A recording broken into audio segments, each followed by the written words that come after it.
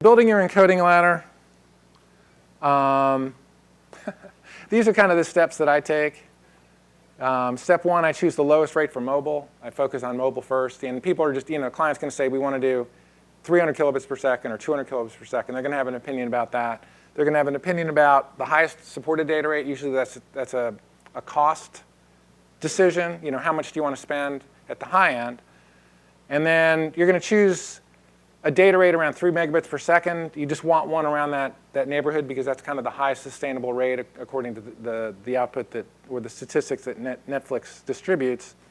And then you're going to want to fill in the blanks between using steps between 150 to 200%. So you might see a ladder started at 200 kilobits per second. You might see at 4,600 kilobits per second at the high end. That's what the customer says, the most they can spend for their stream. You want your 3 megabit per second data rate because that's the highest data rate most people can sustain. And then you just fill in the gaps.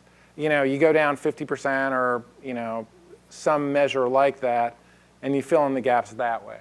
So it's a nice logical. And this is not set in stone. If you ask 10 people what the ideal ladder was, they'd show you 10 different answers. But in terms of, the client has a fixed opinion about what they want to do at the low end. They have a fixed opinion at the high end. The 3 megabit per second number is an important one because of what Netflix says. And then the rest, you just don't want to be too far. You don't want to be too close. You don't want to strand somebody at a low data rate because there's no one that they can access that's just a little bit higher. But you don't want to have too many in there so that they're constantly switching from one to the other.